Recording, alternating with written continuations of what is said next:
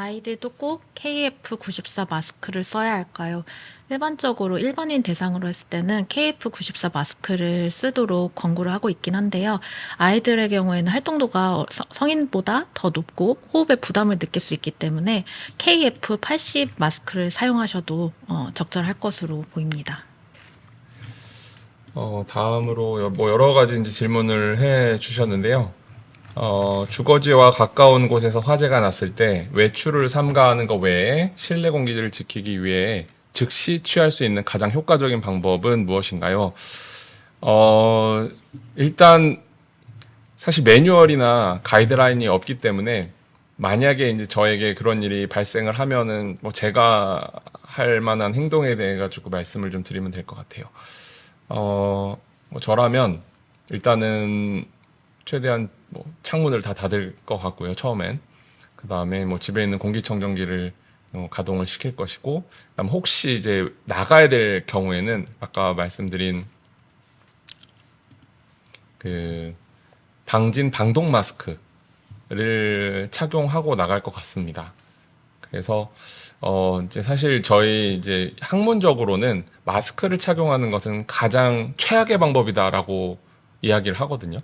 가장 마지막 방법. 그러니까 뭐 쓰지 말라는 것은 아니고 이 첫 번째로는 뭐 예를 들면 화재가 발생하지 않도록 하는 것이 가장 우선이다. 뭐 이렇게 했을 때 가장 마지막 방법이 이제 마스크를 착용하는 건데, 또 현실적으로 우리가 개인이 취할 수 있는 가장 첫 번째 방법이기도 한 마스크 착용 방법인데, 저라면은 방진 방독 마스크를 구비해 둘 것 같고, 또 제가 아까 말씀드린 이제 그 화재 대피용 마스크라는 카테고리가 있거든요. 그 제품을 사용하는 것이 저는 필요하다 이렇게 생각을 합니다. 최근 실내 미세먼지 농도에 대해서 걱정이 많은데 가정 내에서 발생하는 미세먼지가 어린이 건강에 미치는 영향도 실외 미세먼지만큼 중요한지 설명 부탁드립니다. 네, 제가 강의에서도 말씀드렸던 것처럼 어린이의 경우에는 주로 머무르는 주요 공간이 실내인 만큼 실외 미세먼지만큼 실내에서 발생하는 미세먼지 물질에 따라서 건강 영향도 네, 매우 중요할 것으로 네, 많은 보고가 되고 있습니다. 정말 많은 분들이 질문을 주셔서 어떤 거부터 이제 답을 드려야 될지 모를 정도로 많이 주셨는데요.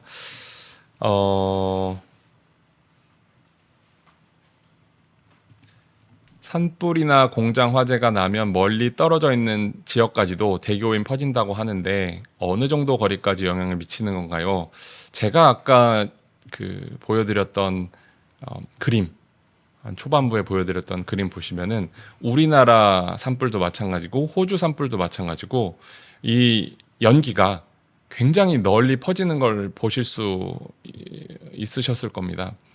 뭐 그런 측면에서 봤을 때 물론 이제 그 하늘에서 본 것이기 때문에 그 높이는 알 수가 없지만 보통 불이 나면은 굉장히 오랫동안 이제 멀리 퍼져 나가게 되는데요. 그거는 이제 뭐 각 대기 상황에 따라 좀 다르겠지만 제가 이제 경험한 바로는 제가 연구할 때 살펴보면은 고양시에서 굉장히 큰 불이 났었습니다.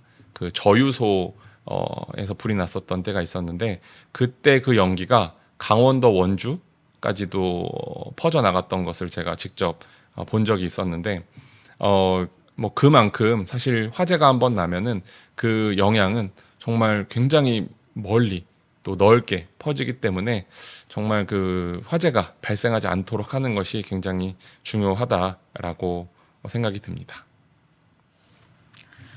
박사님께서는 미세먼지 농도가 높은 날 아이들의 외출을 자제시키는 것이 효과적이라고 보시나요? 만약 그렇다면 그 외에 추가적으로 제안하실 만한 대응 방안이 있을까요? 미세먼지 농도가 높더라도 현실적으로 아이들의 외출을 자제시키는 거는 쉽지 않을 것이라고 보는데요. 그럼에도 불구하고 미세먼지 농도가 나쁨 혹은 매우 나쁨인 단계일 때는 가급적 외부 활동은 조금 외부에서 머무르는 시간은 좀 줄이시고 외출하고 돌아오셨을 때는 손발 그리고 양치 그리고 목욕 등을 통해서 아이들의 개인 위생을 좀 더 신경을 써주셔야 할 것 같습니다.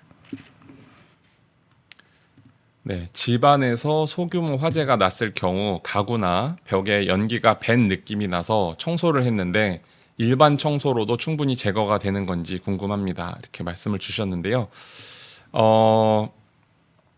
이거는 이제 화재 발생 당시에 어떤 것들이 탔느냐, 연소물에 따라서 좀 달라질 것 같긴 합니다. 그렇기 때문에 좀 일반적인 말씀을 드리게 되면은 이제 화재가 발생하면 기본적으로 발생하는 뭐 미세먼지나 이런 것들이 있겠고, 그 다음에 이제 그 아까 말씀드린 PAH 이런 부분들은 기본적으로 어떤 화재든지 발생을 하게 되는데, 이런 것들이 이제 가구나 벽에 이 좀 다르게 다른 거랑은 좀 다르게 벽에 이제 배인 느낌이 있으실 거예요. 그래서 우리나라에는 아직 그런 제품들이 들어와 있지는 않은데 외국 같은 경우에는 그런 화재 이후에 냄새를 제거해주는 그런 제품들이 좀 출시가 되고 있긴 합니다. 그렇지만 이제 그 화학 물질의 어떤 유해성 이런 것들은 또 우리가 알 수 없기 때문에 뭐 이 역시 사실 화재가 발생하지 않도록 하는 것이 이제 중요하다라는 결론으로 이제 귀결되긴 하는데, 또 할 수 없이 뭐 어떤 특정 상황에 따라서 이제 화재를 마주할 수밖에 없는 그런 상황에서는 환기를 잘 하고 또 또 청소를 잘 하는 방법을 뭐 택할 수밖에 없다라고 생각이 들긴 합니다. 근데 이제 어쨌든 그 충분히 제거가 되지 않는 것은 이제 충분히 환기나 또는 이제 공기청정기를 통해 가지고 처리를 해야 된다, 이렇게 말씀을 드리도록 하겠습니다. 최근에는 미세 플라스틱과 초미세먼지에 대한 불안도 커지고 있습니다. 어린이들이 장기적으로 이러한 복합 오염 물질에 노출될 경우 어떤 면에서 특히 더 위험할 수 있을까요? 실제로 미세먼지 중에 단일 물질에 대한 다양한 건강 영향에 대한 연구뿐만 아니라 중금속 혹은 VOC 의 복합 오염 물질에 따른 다양한 건강 영향에 대한 연구들이 진행이 되고 있고요. 그래서 실제로 항상 모든 복합 오염 물질에서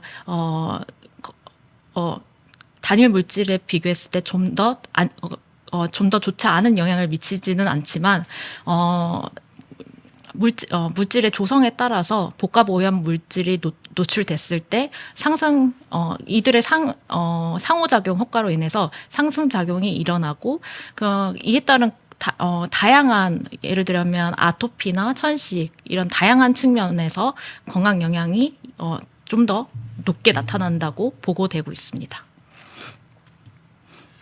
화재 발생 시 발생하는 미세먼지 호흡기 질환 유발 가능성 높다고 하는데 뭐 10배 이상 증가한다라고 하면 일반 미세먼지보다 더 심하다. 네. 호흡기를 보호하는 것이 이제 중요한데요. 요거는 이제 저희 연구진이 예전에 연구한 바가 있습니다. 사실 일단 뭐 미세먼지가 높을 때 뭐 손수건으로 이렇게 입을 막는 그런 것들은 거의 도움이 되지 않는다. 네, 미세먼지 때 이렇게 말씀을 드릴 수 있겠고요. 이제 뭐 앞서 말씀해 주셨듯이 KF94, 뭐 80 이런 것들을 이제 착용하는 것이 이제 중요하겠고, 화재 때 말고요. 그렇지만 사실은 이제 마스크를 착용하는 것에서 마스크보다 더 중요한 게 마스크가 내 얼굴에 얼마나 밀착이 됐느냐라는 것이 훨씬 더 중요합니다. 아무리 좋은 마스크를 갖다 놓고도 내 얼굴에 맞지 않으면은 안 쓴 거나 다름이 없는 경우가 상당히 많거든요. 그렇기 때문에 내 얼굴에 얼마나 밀착이 잘 됐고, 그 다음에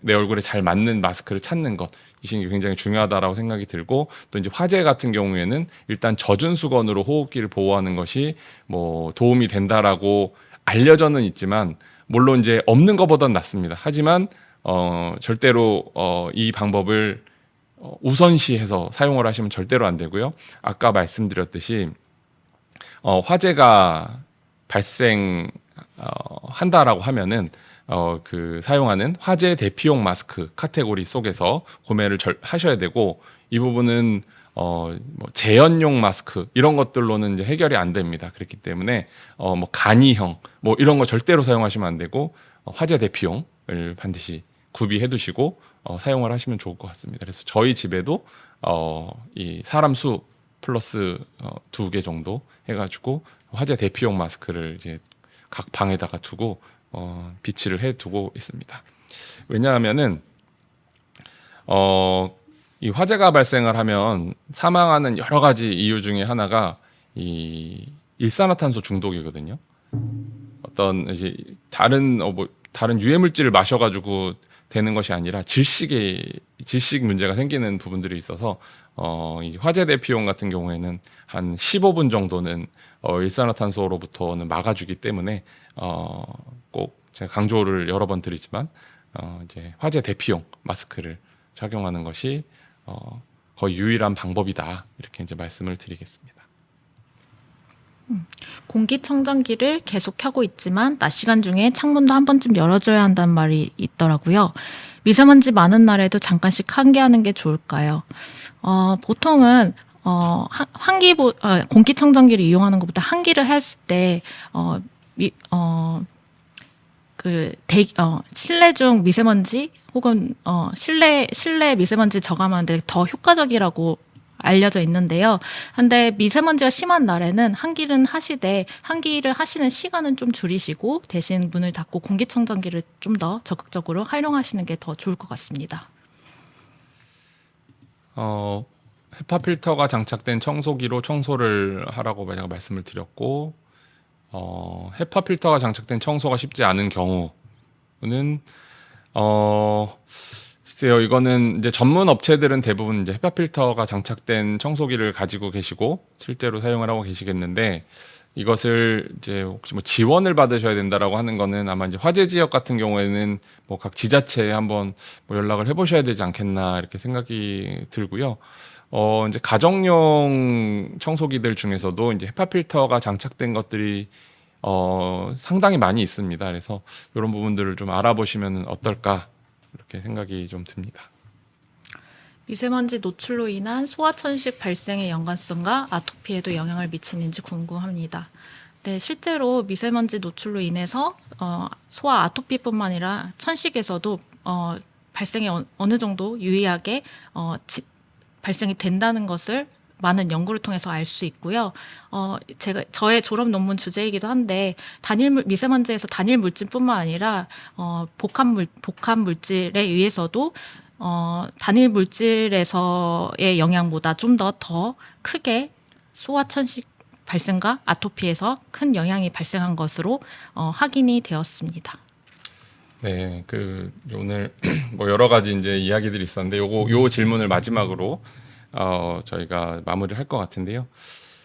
이제 화재 지역 인근 주민들에게 나타날 수 있는 신체적 피해 증상이 두통, 호흡기 관련, 피부 관련 증상뿐만 아니라 사실은 이제 정신적 영향 부분들도 분명히 있을 것 같습니다. 내가 그동안 읽어왔던 또 생활해왔던 그런 이제 터전을 잃으신 분들 같은 경우, 또 피해를 입으신 분들 같은 경우에는 정신적 영향도 분명히 있기 때문에 아까 제가 보여드린 어떤 그 지원, 그러니까 지자체에서 이제 지원해 주시는 부분들에 대해서 좀 충분히 활용을 하셔서 이런 피해로부터 좀 더 회복하시는데 도움이 됐으면 좋겠고요.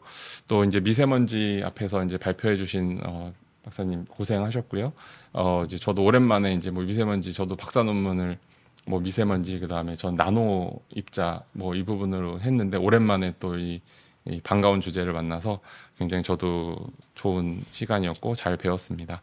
그래서 이렇게 환경보건 콘서트, 저희 환경부에서 주최하시는 환경보건 콘서트에 참여해주신 많은 시청자 여러분들께 진심으로 감사드리고, 저희는 제3회 환경보건 콘서트 때 또 뵙도록 하겠습니다. 고생하셨습니다.